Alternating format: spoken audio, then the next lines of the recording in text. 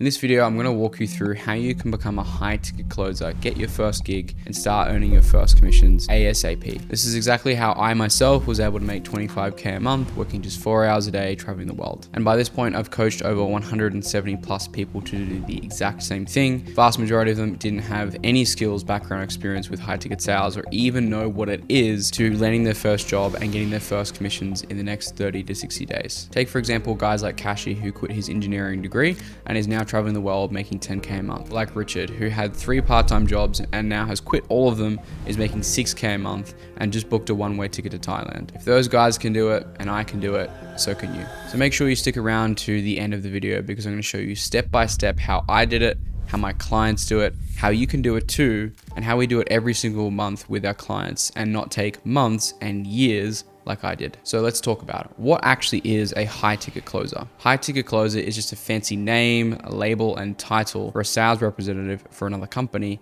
in the high ticket sales space. So let's break it down. High ticket sales as an industry is just the coaching, information, education market. Coaching can be on anything. You've probably seen ads for Forex, relationships coaching, dating coaching, making money online, business coaching, lead generation, how to start your own marketing agency. You've probably seen some of these ads going around. These services, products, coaching, and consulting can range from $3,000 all the way up to $100,000. And your job as a sales representative for these said high ticket sales and coaching companies is to take book calls on the calendar with people who have said and raised their hand, said, I have a problem and I need some help. Now, these said people end up booking a call with you on your calendar through an ad. Now, these ads from these businesses, like I described before, are the very beginning of a sales process for these businesses that I'm talking about. In the high ticket world, we call this a funnel. What a funnel does is it takes someone from I have a problem to becoming a paying customer. So typically what happens is they're going to click on an advertisement, they're going to hand over their email, phone number,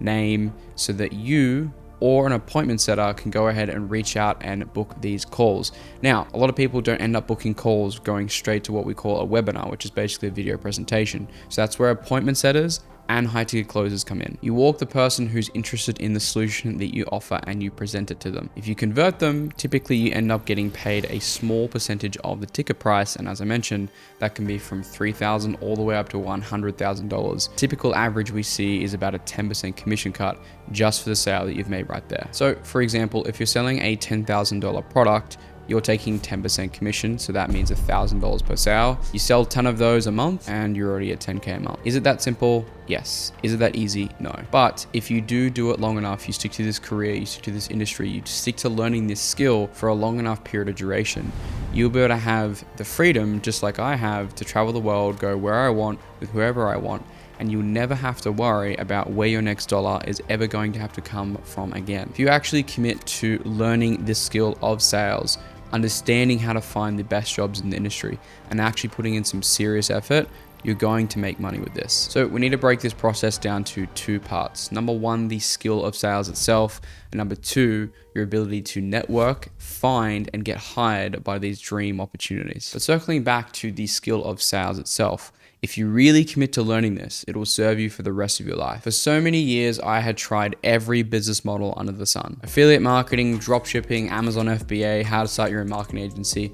I've been there, I've done that, and I've done them all. This is where most people go terribly wrong. It's where I went wrong for years because trying to start your own business prematurely is incredibly difficult. It's because you lack the skills to grow the business that you're looking for. You yourself currently right now lack the skills that you need to grow the business to where you want it. Fulfillment, sales, marketing, team and operations, you get the gist. Why not learn the skill that is the very lifeblood and oxygen to every single business, no matter where you go across the world? However, I digress. Let's talk about actually getting good at sales first. Now, this took me a long time to learn, but time takes time. Sales is a meritocracy, so the better you get, the more results you bring to the table, the more you get paid. There's not many careers where you can find that. The better you learn to sell, the more results you bring to the table, the better your reputation becomes, the better businesses you can work with, the more sales you can make.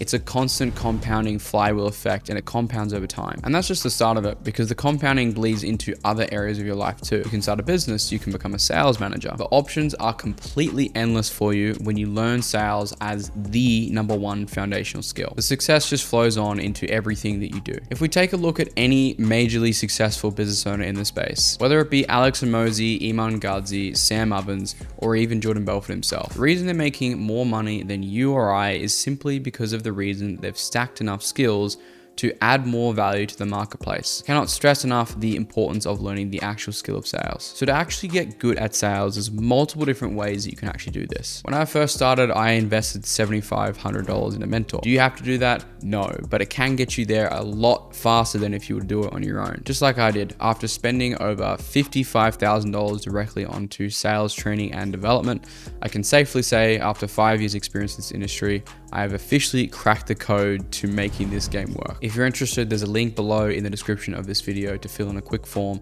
to speak to me or my team to see if you might be a fit to work together. But don't get me wrong, there is a ton of free resources available to you. Now, personally, I've never actually read a book on sales, which might sound crazy, but someone who I recommend, who's one of my previous mentors, is Jeremy Miner.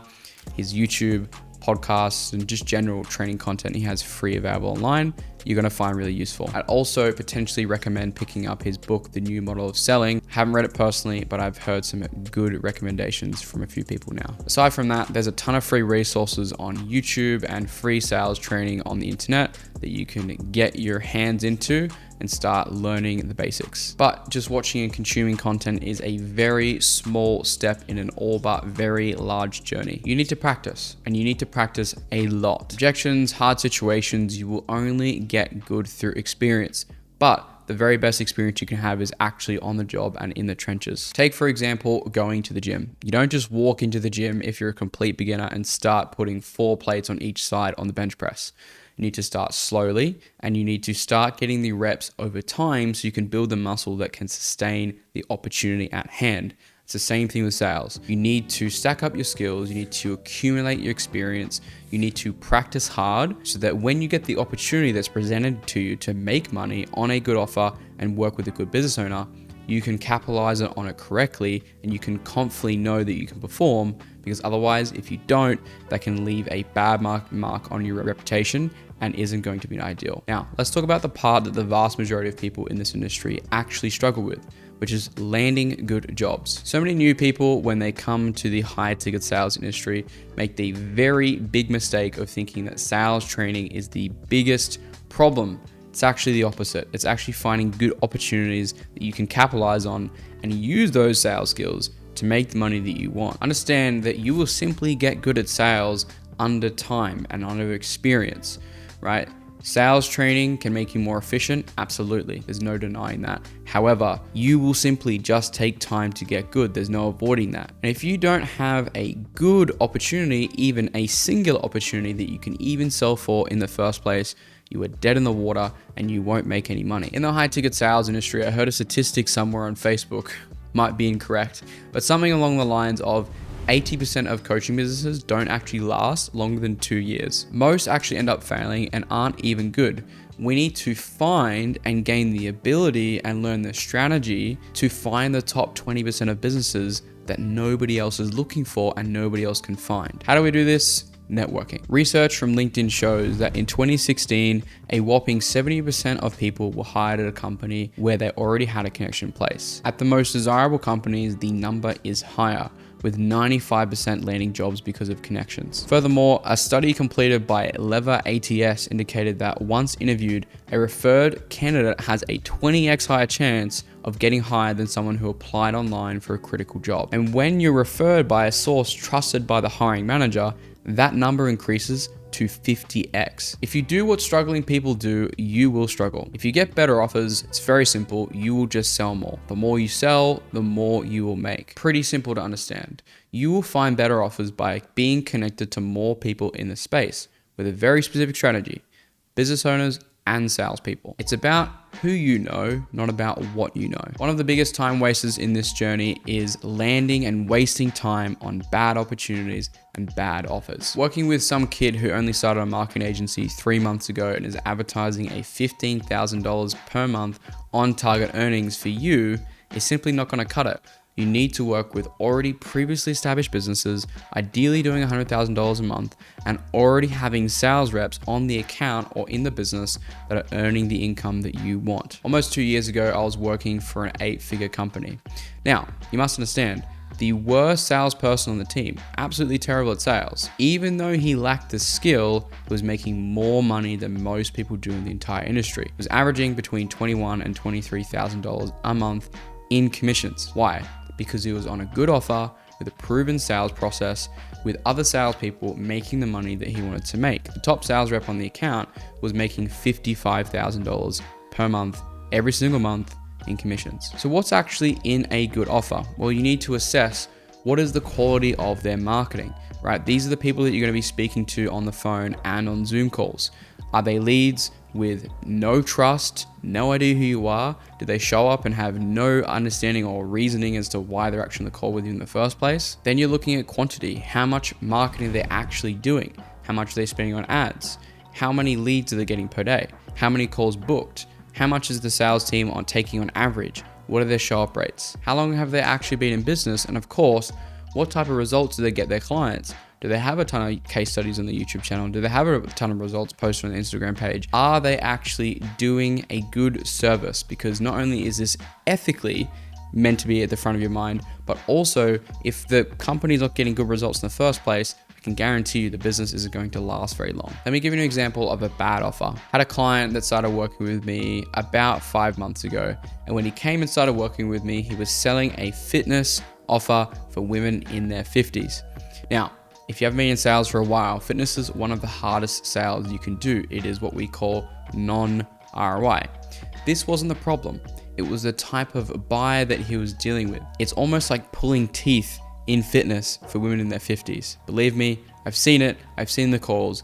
It's not the best offer. No matter how good your fulfillment or your delivery is, that type of buyer is really difficult to deal with.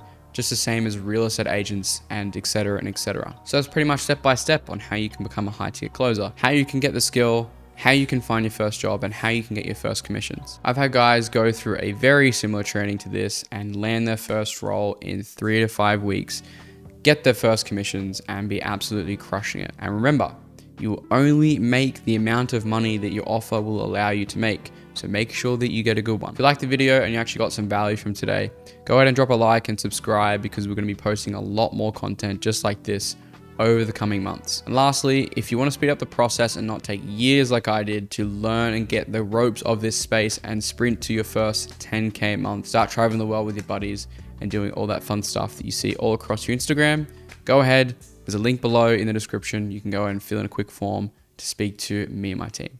See you in the next video, guys. Cheers.